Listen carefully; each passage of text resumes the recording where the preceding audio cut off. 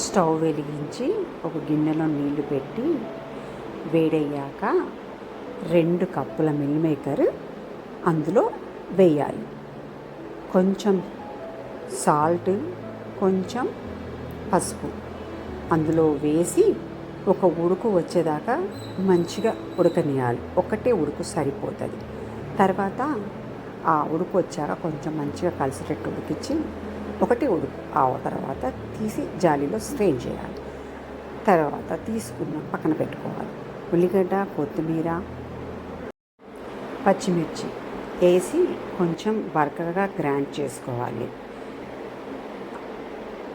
పచ్చిమిర్చి, ఉల్లిగడ్డ, కొత్తిమీర బరకగా గ్రైండ్ చేసి తర్వాత ఒక ముకుడు పెట్టుకొని అందులో ఆయిల్ ఒక 3 స్పూన్స్ ఆయిల్ వేసి అది మంచిగా వేడెక్కాక ఆవాలు, జీలకర్ర వేసి మంచిగా చిటపటలాడేయాలి.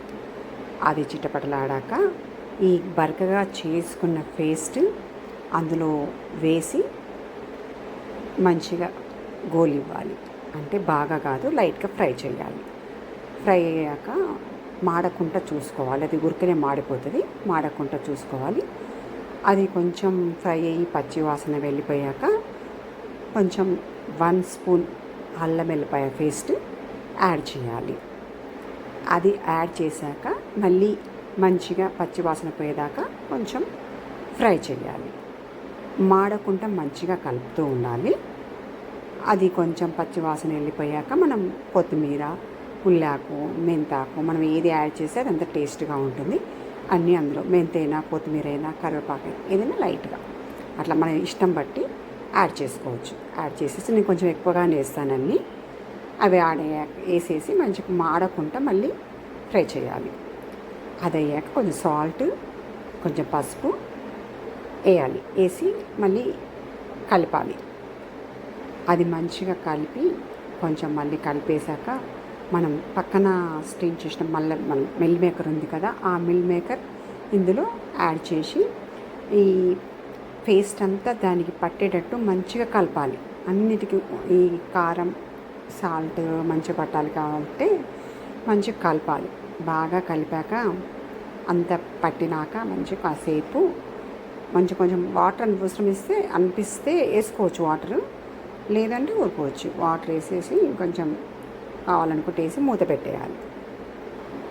మూత పెట్టి కాసేపు అలా కొంచెం అన్నిటికీ ఉప్పు, కారం పట్టాక మళ్ళీ మూత తీసి మళ్ళీ ఒకసారి కలపాలి. అలా అయ్యాక కొంచెం పంప్కిన్ సీడ్స్, కొంచెం కాజు, కొంచెం సన్ఫ్లవర్ సీడ్స్ వేసి మంచిగా మెత్తగా పౌడర్ చేయాలి.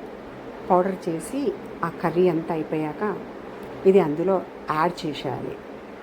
యాడ్ చేసి కొంచెం ధనియాల పొడి, కొంచెం జీలకర్ర పొడి వేసి కలపాలి. ఈ పౌడరు, ఆ ధనియాల పొడి, జీలకర్ర పొడి వేసి కలపాలి. ఇష్టం ఉంటే గరం మసాలా కూడా వేసుకోవచ్చు. నేనైతే గరం మసాలా వేయలేదు, ధనియాల పొడి, జీలకర్ర పొడి మాత్రమే వేసాను. వేసేసి కలిపాను. ఇది చాలా టేస్టీగా ఉంటుంది ఈ కర్రీ. మిల్ మేకర్ తిని బోర్ వచ్చింది ఊరికే అనుకునే వాళ్ళు, ప్రోటీన్ చాలామంది తీసుకునే వాళ్ళు ఉంటారు కదా రెగ్యులర్గా, అలా అనుకునే వారికి ఇది ఒక డిఫరెంట్ స్టైల్. ఇది ట్రై చేసి చూడండి. చాలా అంటే చాలా బాగుంటుంది టేస్టీగా. కొంచెం ఓపిక మెల్లిగా చేస్తే చాలా టేస్టీగా ఉంటుంది కర్రీ. అంత పెద్ద హార్డ్ అనిపించదు. కర్రీ రెడీ అయిపోయింది. మరి మీరు తప్పక ట్రై చేస్తారు కదా. ఓకే.